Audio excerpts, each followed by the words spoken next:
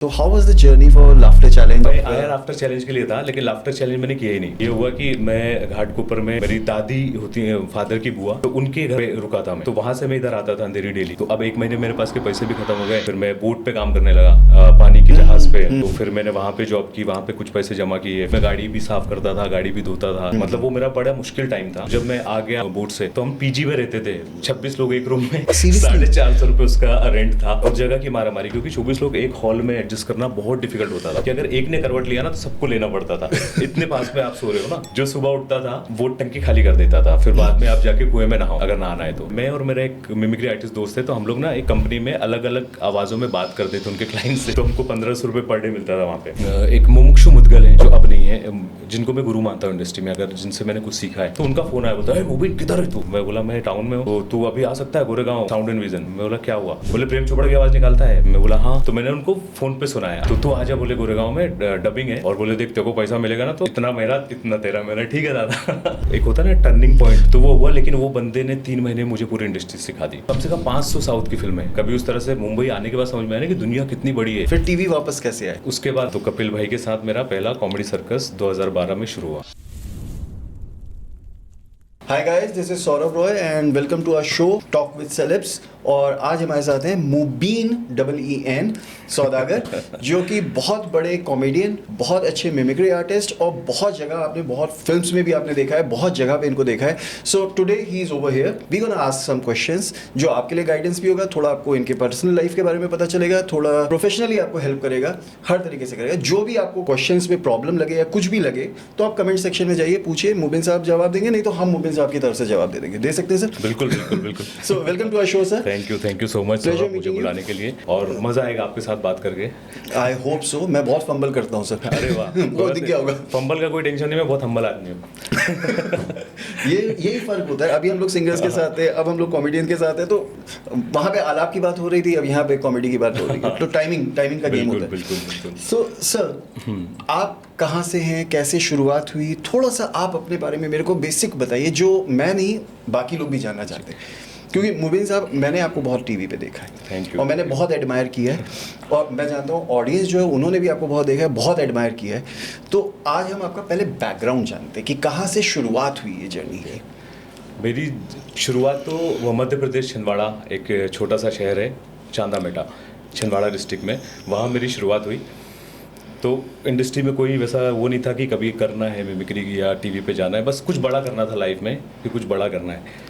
तो वहाँ पे स्कूल टाइम से मिमिक्री की आदत थी, नकल करने की, क्लास टीचर की और एक्टर लोगों की। हालांकि मेरे ख्याल है 5-6 साल का था मैं वो टाइम पे। अब बच्चे के मुंह से क्या मिमिक्री होगी, लेकिन उस वक्त भी मुझे लगता था कि मैं सेम आवाज़ निकाल रहा हूँ। तो मैं अपने कजिन्स के साथ, जो भाई लोगों के साथ खेलता कूदता था, उनको बोलता था भाई देख मैं सेम आवाज़ निकाल रहा हूँ। तो वो लोग बोलते थे भाई जाना क्यों पका रहा है। क्योंकि अब 5-6 साल का बच्चा, उसका वोकल कॉर्ड ही नहीं है ना वो मिमिक्री वाला। लेकिन मुझे अंदर से लगता था, बोलते ना कि आप जो सोचते हो आपके साथ हो जाता है। तो मुझे लगता था कि मैं कर रहा हूँ, सेम कर रहा हूँ। तो मैं उनको सुनाता था, वो लोग बोलते रहे यार पका रहा है जाना। और फिर एक टाइम ऐसा आया कि आवाज़ें मेरी परफेक्ट होती गई। अब ये होता है कि अब वो लोग मेरे पीछे पड़े होते हैं, भाई कुछ सुनाना, भाई कुछ सुनाना। सो ये पहली बार, मतलब कभी कोई स्टेज होगा, स्कूल का होगा, जैसे हम लोगों के एनुअल डे होते थे तो हम लोग स्टेज पे चढ़ते थे, कभी डांस करने, कभी एक्ट करने।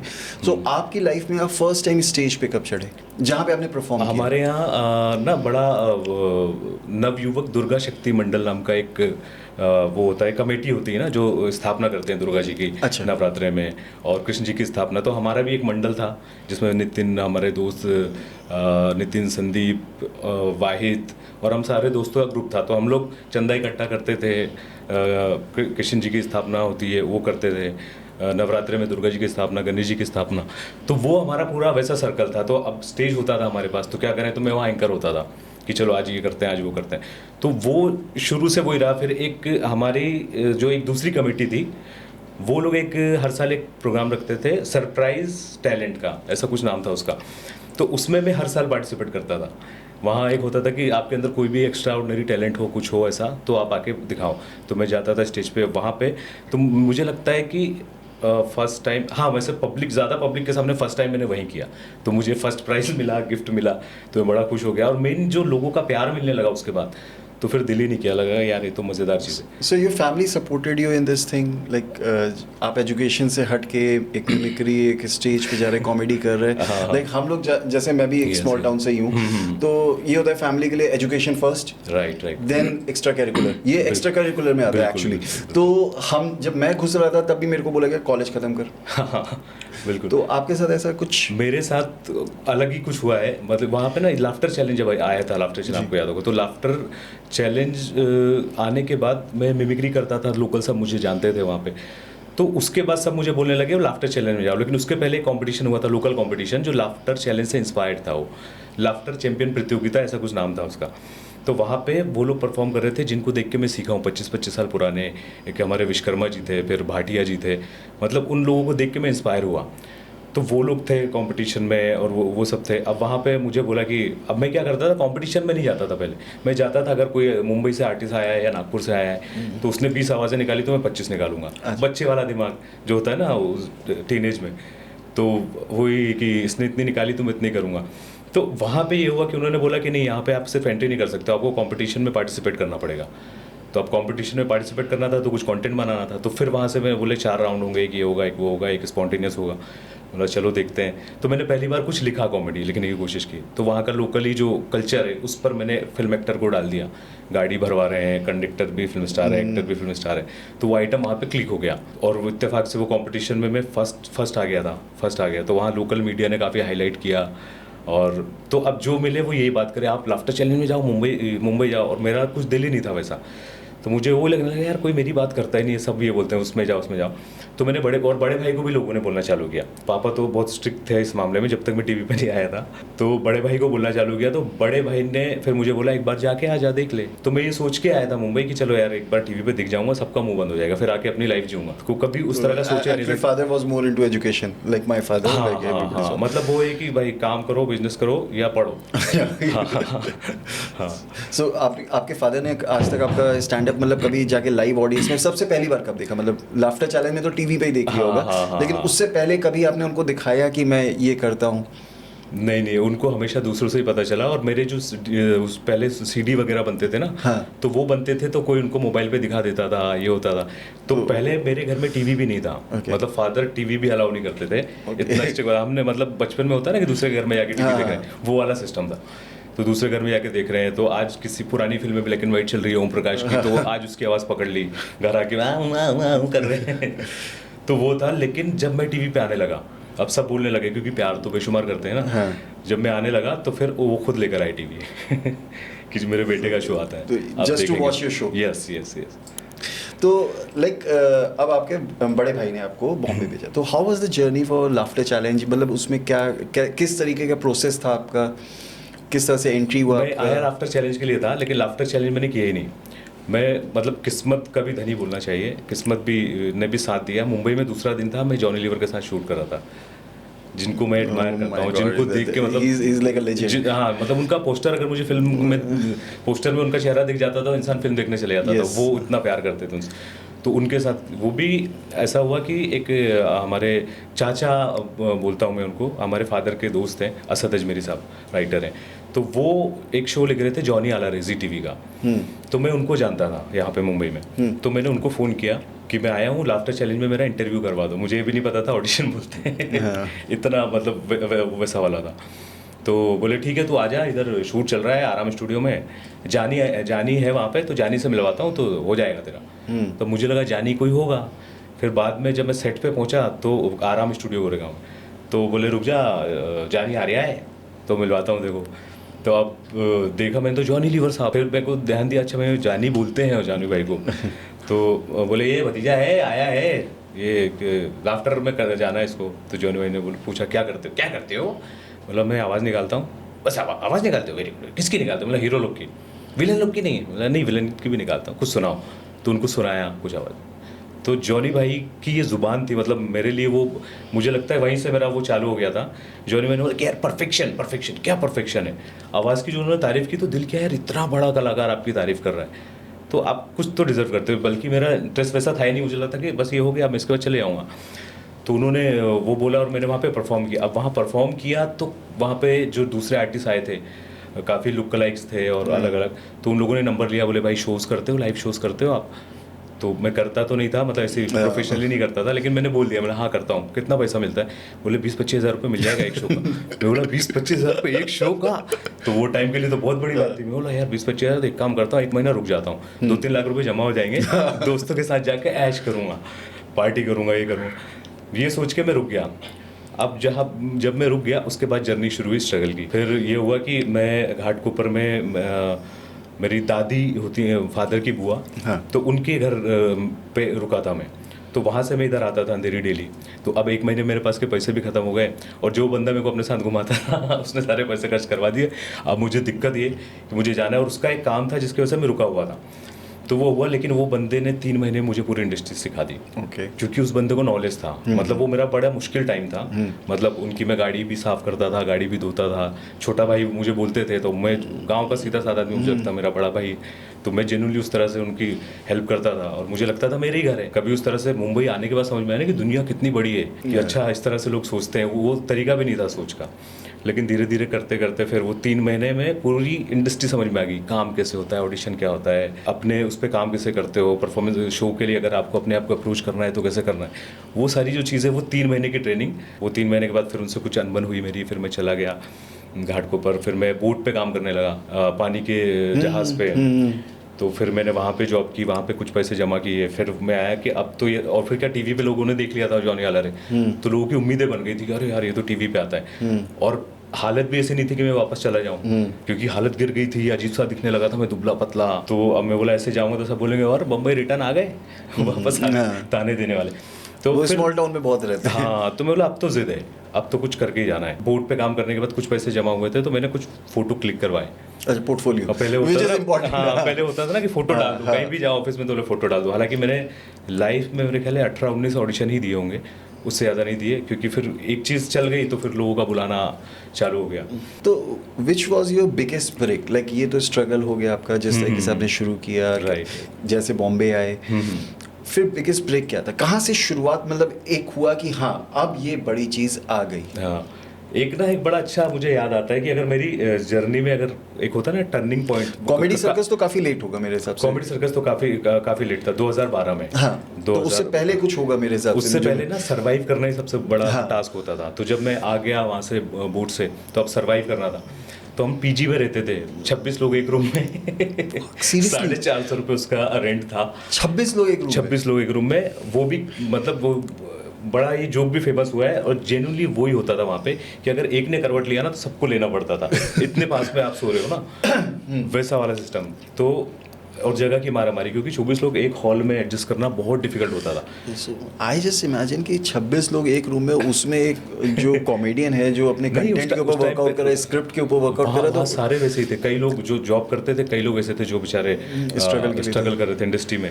वो चीज़ पता नहीं, मुझे लगता है कि वो चीज़ का होना ज़रूरी है इंसान के साथ, पता है, क्योंकि ना आप बड़ा कुछ सीखते हो जब आप एक एक्टर बन जाते हो, आर्टिस्ट बन जाते हो ना, तो आपको अलग अलग कैरेक्टर प्ले करने हैं। आपको जर्नी आपकी जितनी बड़ी होगी ना, आप जितने तरह के लोगों से मिलोगे, आपके पास उतने सारे कैरेक्टर होंगे जो आप परफॉर्म कर पाओगे। तो वो मुझे लगता है वो एक प्रोसेस का पार्ट है वो, और वो होना चाहिए हर इंसान के साथ। अब वहाँ पे ये हुआ कि हम शाम को पहुँचते थे रूम में, तो कई बार कोई अपनी जगह पे सो गया तो उससे झगड़े, उससे लड़ाई, वो सब चीज़ें भी होती थी। तो एक मिहिर दादा थे, मैं उस टाइम पे उनको नहीं जानता था, डबिंग इंडस्ट्री में उनका बड़ा नाम था। अच्छा, काफ़ी बंगाली फिल्मों में काफ़ी अच्छा वो किया, मिहिर चक्रवर्ती नाम है उनका। तो मैं उनको नहीं जानता था, वो ना मेरी जगह पे सो गए, बाथरूम के बाजू में मेरी जगह थी। जो सुबह उठता था वो टंकी खाली कर देता था, फिर बाद में आप जाके कुएं में नहाओ अगर नहाना है तो, नहीं तो नहाने का भी जगह नहीं, वैसा वाला था मामला। तो वो मेरी जगह पे सो गए, तो मैं आया कुछ 12-1 बजे, तो मैं बोला यार ये कौन सो रहा है? तो मिलिट्री वाला जो बेड होता है ना हाफ, वो बेड लगा के, जबकि वहाँ पे उतना बड़ा बेड अलाउ ही नहीं था, तो उन्होंने बिछाया। मैं बोला हेलो, चलो ये मेरी जगह है, उठो। अब वो ना, अरे कौन है तू? वो फुल अमिताभ बच्चन अरे कौन है, थोड़ा उसमें भी थे, ड्रिंक किए हुए थे, वो आदत थी उनको। तो अरे तू कौन है, जानता है तू मेरे को? मैं कौन हूँ? जानता है मेरे को? अभी मतलब कोई भी होगा, जाना है यार, क्यों परेशान कर रहा है, मेरी जगह है। तो उनसे अनबन हुई, तो मतलब झगड़ा नहीं हुआ, लेकिन अच्छा खासा झगड़े जैसा हो गया। कुछ वैसा मार पिटाई वैसा कुछ नहीं हुआ, मतलब चलो उठ, नहीं तो अभी उठा के नीचे फेंक दूंगा, फर्स्ट फ्लोर था ये वो, इस तरह की सब बहसबाजी हुई। तो मेरे को ना घूर के देखो ये कौन है। फिर इत्तेफाक से कुछ दिनों बाद वहाँ पे ही एक होता है ना रूममेट का बर्थडे है, तो सारे हाँ। 3-4 दोस्त बैठे हुए हैं साथ में, तो वो भी बैठे थे, मैं भी बैठा था। तो अब सब किसी को गाना आता है तो कोई गाना गा रहा है, किसी को जो वो कर रहा है, तो मुझे लोगों ने बोला अरे मोहन भाई मिमिक्री सुनाओ ना, मिमिक्री आवाज़ सुनाओ। तो जैसे मैंने मिमिक्री करना चालू किया ना, तो उनका रिएक्शन मेरे दादा का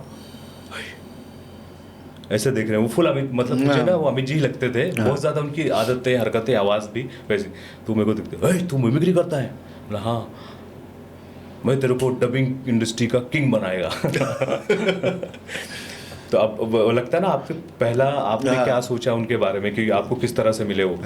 तो मेरे दिल में आया यार दादा अभी तुम खुद ही इधर ऐसे हो, मेरी तरह रह रहे हो, तो आपने लिए कुछ कर लिया होता, लेकिन आदत नहीं है बोलने की कि किसी का दिल दुखाने वाली बात। तो मैंने वैसा बोला नहीं, लेकिन दिल में आया, फिर बोला नहीं यार होता है।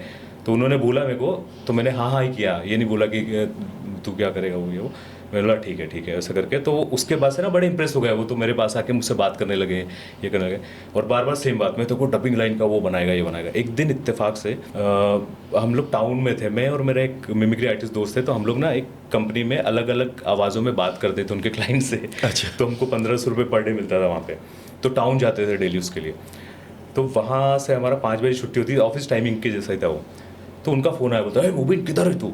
मैं बोला मैं टाउन में हूँ। तो तू अभी आ सकता है गोरेगांव साउंड एंड विज़न? मैं बोला क्या हुआ? बोले प्रेम चोपड़ा की आवाज़ निकालता है। मैं बोला हाँ सुनाएगा। तो बोला यार क्या फ़ोन में वो कर रहे हैं, लेकिन वो ये कि दिल नहीं दुखाना है, तो बोलते ना आपकी अच्छाई कहीं ना कहीं काम आ जाती है। तो बोला हाँ दादा सुनाता हूँ। तो मैंने उनको फ़ोन पे सुनाया। अब वो बोलते हैं ये डायलॉग तो भोजपुरी में बोल सकता है। मैं बोला भोजपुरी में? मैं बोला नहीं भोजपुरी वैसे बोल सकता हूँ अगर डायलॉग लिखा हुआ मिल जाए तो, लेकिन वैसे नहीं बोला है कभी। तो तू आजा बोले गोरेगांव में डबिंग है, और बोले देख तेरे को पैसा मिलेगा ना तो इतना मेरा इतना तेरा। मेरा ठीक है दादा। वो कट होता है कमीशन। हाँ तो मेरा ठीक है दादा। और वो उन्होंने मुझे बुलाया, वहाँ डबिंग डायरेक्टर थी रजनिका जी और सुदीप दादा, उनकी फिल्म थी वो। तो चरणों की सौगंध फिल्म भोजपुरी में डब हो रही थी, उसमें प्रेम चोपड़ा साहब का कैरेक्टर था, इसमें शक्ति कपूर साहब ना वो डॉगी के साथ खेल रहे हैं। तो वो उसमें प्रेम चोपड़ा उनको देख के बोलते हैं वाह वाह वाह, अरे कैसी औलाद तूने मेरी झोली में डाल दी, ये समझ में नहीं आता है कुत्ते का बच्चा है कि मेरा बच्चा है। अब ये डायलॉग मुझे दिया, बोले जा अंदर भोजपुरी में वो हाँ पढ़ के I want to listen this thing Bhojpuri में। मैं एक तो फर्स्ट टाइम, मतलब मैंने होता ना कि आपको काम की जरूरत है, आपको जो नहीं भी आता है आप वो भी बोल देते हो। अब डबिंग मैंने कभी वैसे नहीं किया था, वॉइस ओवर वगैरह किया था, लेकिन आपको लिप भी पकड़ना है, आपको उसका टोन भी मैच करना है, आपको सिंक भी करना है, तो और ऊपर से स्क्रिप्ट भी पढ़नी है, और वो भी पहली बार आप भोजपुरी में कर रहे हो। तो मैंने स्क्रिप्ट पढ़ा और फिर वो बोले ये करेंगे, उन्होंने साइड में जाके मुझे समझाया देख जैसी पंच करे ना टैप करे तो शुरू हो जाना। वेब फॉर्म तो मुझे दिख नहीं रही ना, वेब फॉर्म अब वो अंदर रिकॉर्डिंग रूम में दिखती है। तो बोले जैसे वो प्ले करे तो डायलॉग शुरू कर दें। बोला ठीक है। अब वो उन्होंने जैसे प्ले किया, मेरे वाह वाह वाह अरे कैसी औलाद, अरे वाह वाह वाह वाह वाह वाह अरे कैसा औलाद तो हमारी झोली में डाल देव रहनी, समझ में नहीं आवत वाह कुकुर का बचवा वाह क्या हमार बचवा। तो ये ना इत्तेफाक से वो पहला ही टेक चिपक गया, सिंक में आ गया। अब सिंक में आया तो ताली वाली बज गई वहाँ पे, अरे वाह वाह वेरी गुड यार, ये तो अच्छा है। वो मुझे उन्होंने वॉइस टेस्ट के लिए भेजा था अंदर। और मुझे नहीं पता था कि डबिंग किस तरह से की जाती है। मेरे को वॉइस टेस्ट के लिए भेजा था, बोले अच्छा वेरी गुड और करें। मैं हाँ करो। वैसे करते उन्होंने पूरी फिल्म कंप्लीट कर ली। मैं उठा भी नहीं वहाँ से, एक एक लाइन करके। हाँ हम भी फंसे ऐसे। अब वो कर ली तो उन्होंने फिर वो जो रजनिका जी दीदी, उन्होंने बोले आप और भी डबिंग करते हैं? हालांकि मैं उस टाइम पे करता नहीं था। बोले हमारे साउथ की फिल्मों का होता है काम, ये होता है। बोला हाँ मैं करता हूँ, आप बुलाएंगे तो। बोले आप सिर्फ एक्टर वॉइस करते हैं या कैरेक्टर भी कर लेंगे? मतलब जो भी कैरेक्टर भी करता हूँ मैं, अपनी आवाज़ में भी करता हूँ ये वो। तो ऐसा बोल दिया, जबकि मैं किया नहीं था। फिर उन्होंने बुलाना चालू किया, तो वो मेरी डबिंग की डबिंग किंग बना दिया कम से कम 500 साउथ की फिल्में। मतलब वो टाइम पे तो हर फिल्म में वो होता था, जब क्योंकि टीवी पे उतना कुछ नहीं था तो मैं बिजी नहीं था, तो दिन में 4 फिल्में इधर उधर, फिर ये स्टूडियो फिर वो स्टूडियो, ऐसे करके तो कम से कम 500 फिल्में होंगी वो टाइम पे किया। फिर जो भी फिर और सरवाइव करने का एक वो मिल गया। तो वो सस्टेन करने के लिए मिल गया कि चलो खर्चा पानी चल रहा है, जगह चेंज होती गई इधर। फिर टीवी वापस कैसे आए? उसके बाद लाफ्टर चैंपियन एक शो था। राजू श्रीवास्तव देखा है मैंने आपको वहाँ पे सर, अच्छे से देखा है तरीके से। सहारा वन का आपने वोट भी कराया, 50 पैसे का वोट था उस समय। अच्छा, तो वो शो ना एक शाहिद भाई थे, तो उनसे मेरी जान पहचान थी। वो कोऑर्डिनेटर थे, अभी बड़े कास्टिंग डायरेक्टर हैं, अभी शाहिद नाम है उनका।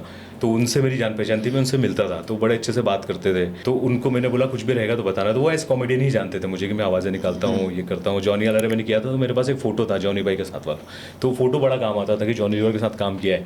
तो लोग उससे इंप्रेस होते थे कि नहीं यार इसने टीवी शो किया है। तो फिर मैंने उनको बोला, तो फिर उन्होंने कंटेंट सुना, बोले ठीक है मैं पिच करूँगा। तो जब ये सहारा का शो आया तो उन्होंने मुझे वहाँ भेजा। वहाँ पे एक मुमुक्षु मुदगल है जो अब नहीं है, जिनको मैं गुरु मानता हूँ इंडस्ट्री में, अगर जिनसे मैंने कुछ सीखा है। क्योंकि वो टाइम पे तो मेरा वैसे ही चल रहा था कि एकदम नया नया आया था ना, तलफ़ुज़ मेरा सही, एमपी वाला टोन, नॉलेज को नॉलेज, पैसे को पैसे, वैसा वाला बोलता था मैं। तो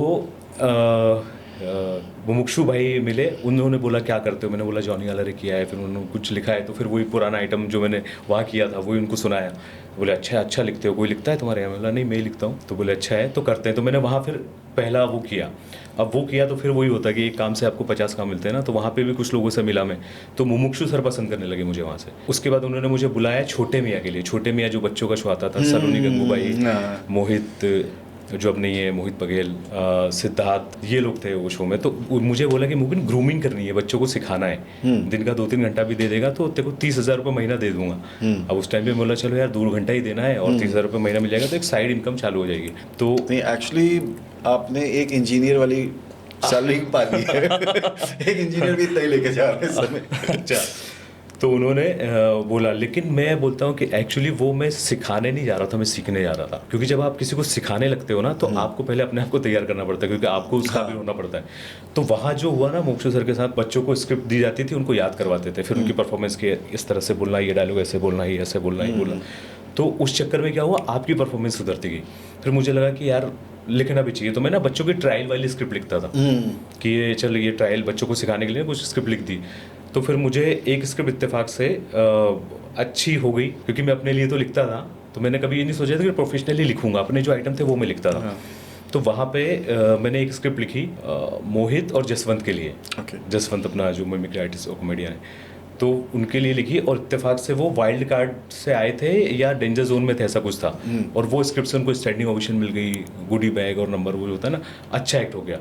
तो उसके बाद से मलय जो अभी बिग बॉस करते हैं, उन्होंने मुझे बोला अरे मुबिन तो अच्छा लिखता है, लिख, क्यों तू लिखता नहीं है ये वो। उन्होंने बोला ठीक है चलो लिखता हूँ।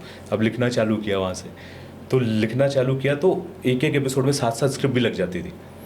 अब कई बार ये होता था कि सातों बच्चे ना मेरी स्क्रिप्ट कर रहे हैं, तब दुख होता था कि एक बच्चा आज मेरी स्क्रिप्ट परफॉर्म करने वाला आउट होगा, क्योंकि सातों आपकी कर रहे हैं। तो वहाँ से फिर ये हुआ कि लिख रहे हो आप, परफॉर्मेंस करवा रहे हो, तो मैं पॉलिश होता गया धीरे धीरे करके। वहाँ से फिर ऑप्टिमिस्टिक में मुझे एज राइटर ही जानते थे, मैं निकुल सर मुझे जानते थे, तो मैं उनको फ़ोन करता था सर कभी बुलाओ कॉमेडी सर्कस के लिए मुझे। तो बोलते थे हाँ बुलाएंगे, लेकिन कुछ बड़ा टीवी का मैंने किया नहीं था ना। फिर इत्तेफाक से ये हुआ कि पता चला कि वो न्यू टैलेंट का ऑडिशन कर रहे हैं। तो मैंने फ़ोन किया, मतलब निकुल सर इस बार नए लोगों को ले रहे हो तो मैं भी आऊँगा।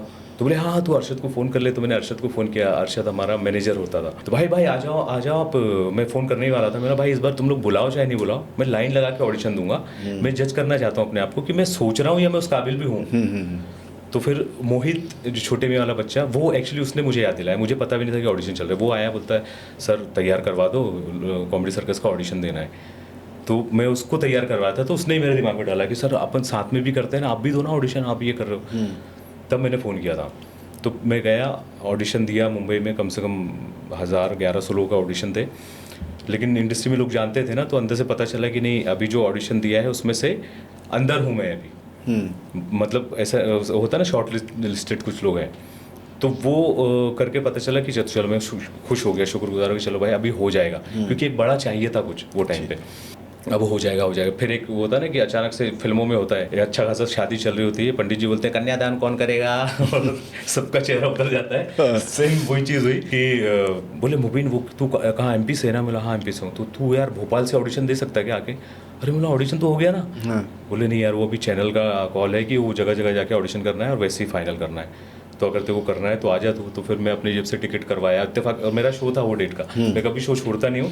मैंने अपनी जगह दूसरे आर्टिस्ट को भेजा और फिर मैं गया ऑडिशन के लिए, रिकॉर्ड करवाया, फिर आया तो पता चला कि मैं टॉप 42 में हूँ, 42 लोग सेलेक्ट करके लेकर आए थे इंडिया से। तो 42 में से अब 6 लोगों को सेलेक्ट करना था। तो फिर यहाँ 3 दिन का वर्कशॉप, उसमें अब वो आपकी राइटिंग स्किल जज कर रहे हैं, आप कितने स्पॉन्टेनियस हो, आपको तुरंत टॉपिक देते हैं, आप करके बताओ, परफॉर्म करके बताओ। एक टॉपिक दिया, आप लिख के बताओ, एक टॉपिक दिया, आप परफॉर्म करके बताओ। तो वो 3-4 दिन तक चला वो सब। फिर उसमें पता चला कि फाइनली पता चलता है कि आप कपिल के साथ हो। अच्छा। हाँ, तो कपिल भाई के साथ मेरा पहला कॉमेडी सर्कस 2012 में शुरू हुआ। वहाँ से फिर ये जर्नी फिर जर्नी। हाँ।